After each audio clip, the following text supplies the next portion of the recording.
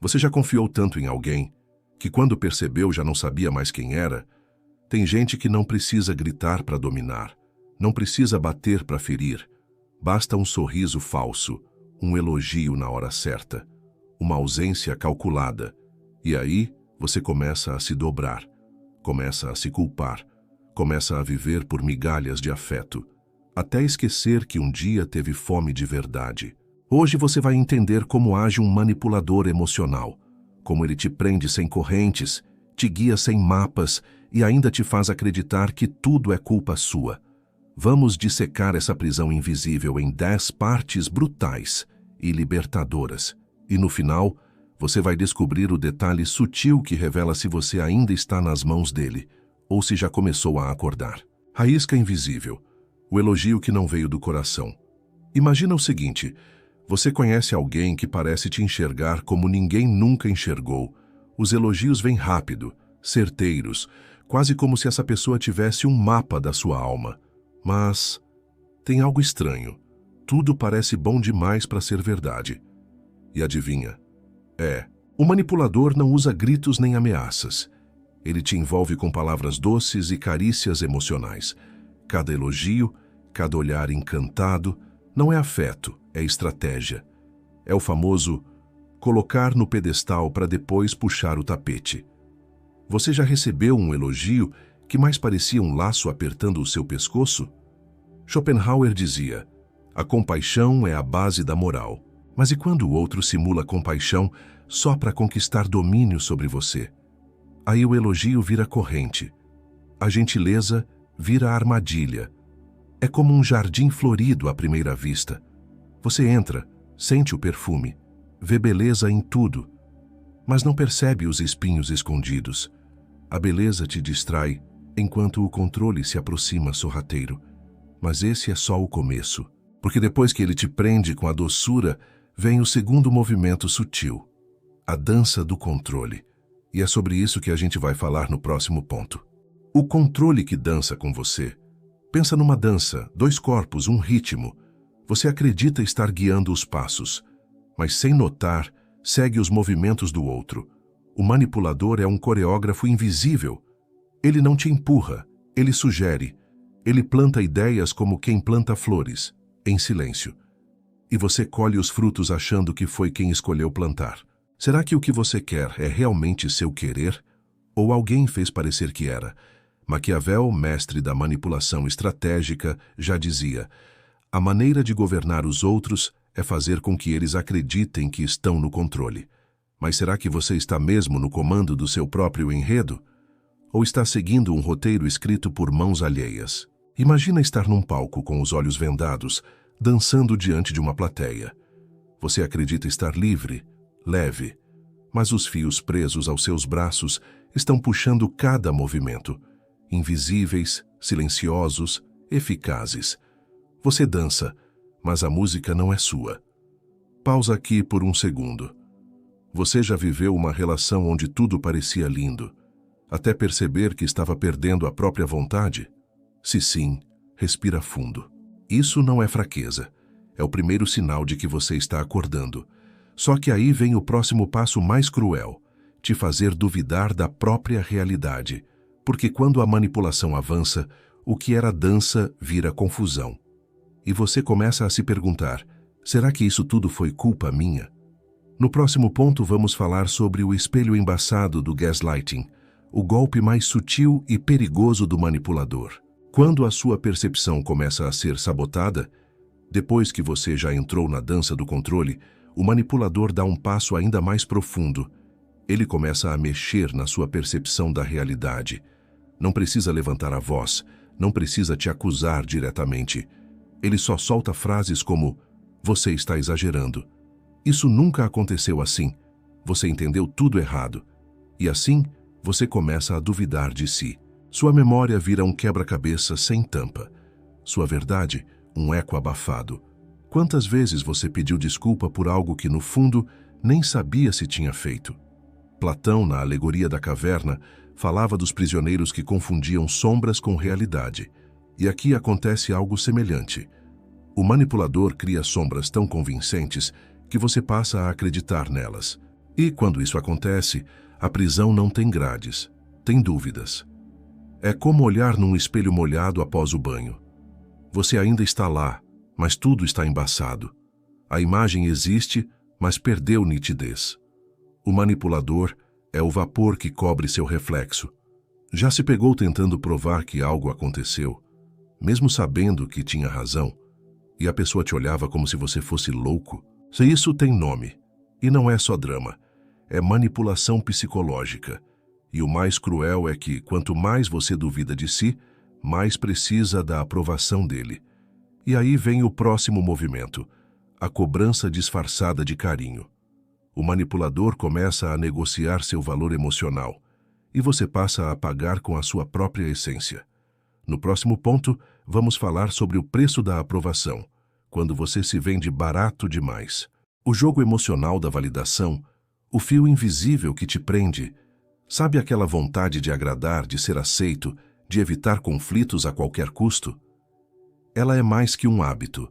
É uma armadilha silenciosa, um laço invisível que te prende no teatro do manipulador. Imagine que você é uma marionete, só que a corda não está amarrada na mão do outro, mas no seu próprio desejo de aprovação. Você começa a abrir mão da sua verdade, das suas cores, da sua voz, só para não perder o que acha que é paz. E o mais cruel, você nem percebe quando começa a se esquecer. Quando o seu eu vira um personagem coadjuvante da própria vida. Pense numa criança que pinta um quadro lindo, cheio de cores vibrantes. Mas um dia, alguém diz que o azul dela é feio, que o vermelho não combina. E essa criança começa a pintar só com as cores que os outros aprovam. Até que um dia, olha para a tela e não reconhece mais a obra.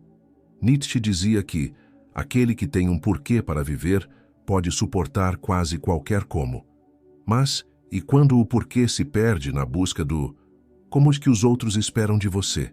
E agora me diz, quanto da sua vida você já entregou para ganhar um pedaço de aceitação? Quanto tempo mais você vai continuar se vendendo barato demais?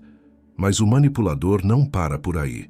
Depois de te fazer duvidar da sua verdade, ele muda a estratégia, a punição silenciosa, um castigo sem palavras que gruda na pele e corrói por dentro. No próximo tópico, vamos revelar como o silêncio pode ser a arma mais cruel. O abandono calculado como ferramenta de controle. Não há necessidade de gritar, discutir ou impor, basta desaparecer. É nesse ponto que o manipulador recua, não porque está dando espaço, mas porque quer criar ausência.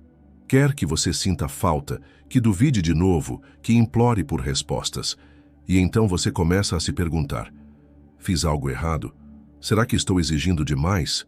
Você se acusa e volta para pedir perdão por uma dor que não causou. Esse silêncio não é paz.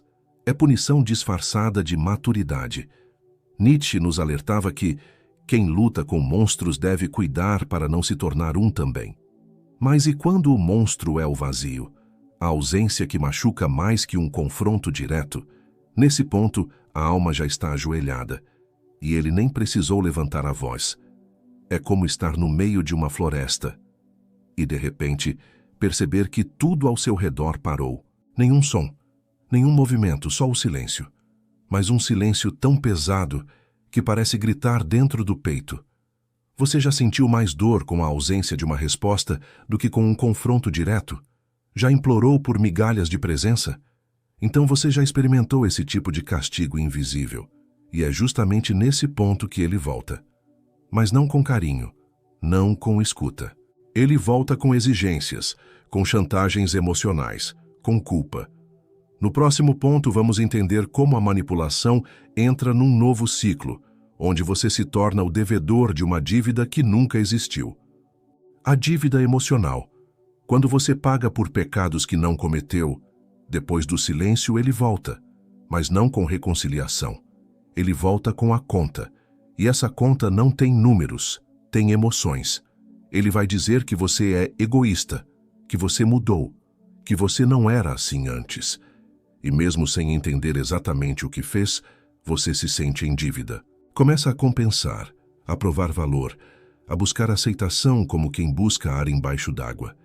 E assim, você entra num ciclo onde está sempre se desculpando, sempre devendo. Simone de Beauvoir escreveu: o opressor não seria tão forte se não tivesse cúmplices entre os próprios oprimidos. E o manipulador sabe disso. Ele te faz cúmplice da própria prisão. Você se culpa, e isso te impede de sair. É como carregar uma mochila cheia de pedras, mas que não são suas. Cada palavra manipuladora coloca mais uma pedra ali. E mesmo sem saber por quê, você continua carregando. Como se a dor fosse a prova do amor. Pensa rápido. Você está tentando consertar algo, ou apenas sendo punido por existir do seu jeito. Se o amor te cobra mais do que te cura, algo está muito errado. Mas esse ciclo tem um custo. Você começa a se esgotar, a secar por dentro. E, ironicamente, quem te fez isso começa a te acusar de frieza. No próximo ponto, a gente vai falar sobre a inversão da culpa, quando o manipulador vira a vítima. O teatro da culpa invertida. No jogo do manipulador, a culpa é uma moeda que circula sempre no bolso errado. Quando você começa a se cansar, a se afastar, ele vira o roteiro de cabeça para baixo. Você é quem me machuca. Eu só tento ajudar, mas você não entende. Se eu sou assim, é porque você me fez assim.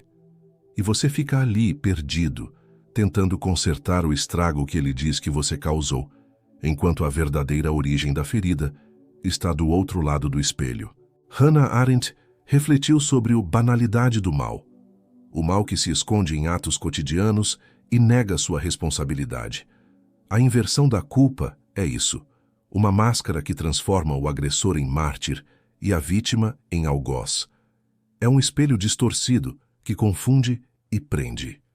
Imagine uma peça de teatro onde o protagonista troca de máscara durante a cena, e você é obrigado a acreditar que o vilão é herói, e o herói vilão. A confusão é tamanha que você começa a duvidar até do seu próprio papel. Já se viu numa situação em que, ao tentar se defender, acabou se sentindo culpado? E se essa culpa não for sua, mas parte do jogo? Fica o convite para observar quem realmente detém o controle da narrativa. E quando a máscara cai, o manipulador tenta outro truque: o silêncio coletivo, o isolamento emocional. Mas isso é assunto para o próximo passo, onde vamos descobrir como o afastamento é usado para te fazer refém. Quando você se vê sozinho, mesmo cercado, o manipulador não precisa de cadeias para te prender. Ele usa o silêncio, o desprezo e o afastamento para te isolar, não só dos outros, mas de você mesmo. E a solidão se torna a cela mais sufocante. Você começa a duvidar se pode confiar em alguém, até em si mesmo. E essa sensação de estar sozinho contra o mundo fortalece a mão que te manipula.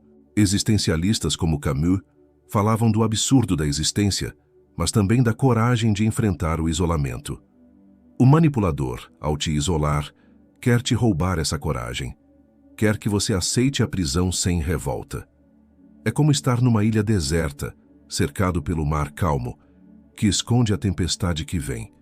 Você vê terra firme ao longe, mas acredita que ninguém pode ouvir seus gritos. Já sentiu que mesmo falando ninguém escuta?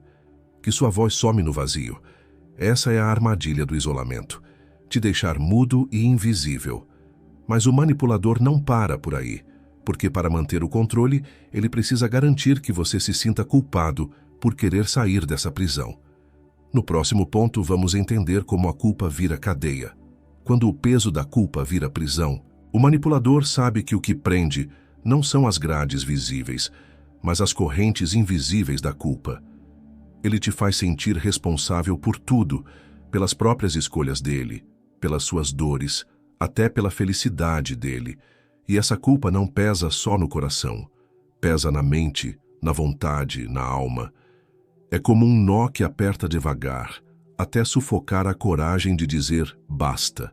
Jean-Paul Sartre nos lembra que somos livres, mas essa liberdade vem com responsabilidade. A responsabilidade de escolher. O manipulador, porém, quer te roubar essa responsabilidade, fazendo você carregar a dele como um fardo pesado demais para um só. Imagine uma âncora presa ao seu tornozelo, jogada no fundo do mar.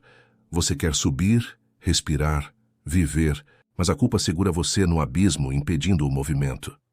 Já se sentiu culpado por coisas que não eram suas, por ter limites, por querer se libertar? Então, cuidado. Você pode estar carregando correntes que não deveria.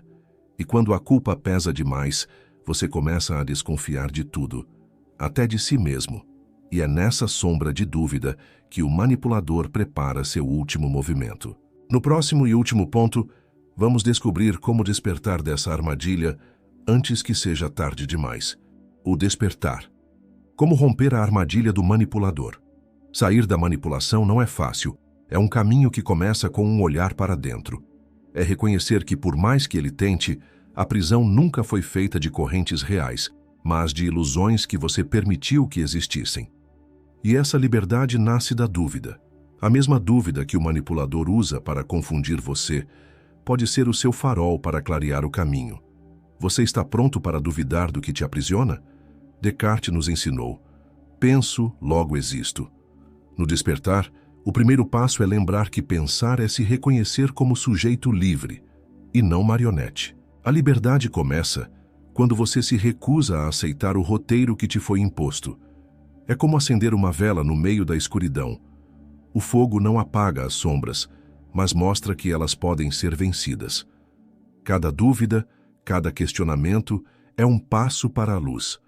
Você viu que a manipulação começa sutil, com um sorriso, uma dúvida plantada, um silêncio que dói.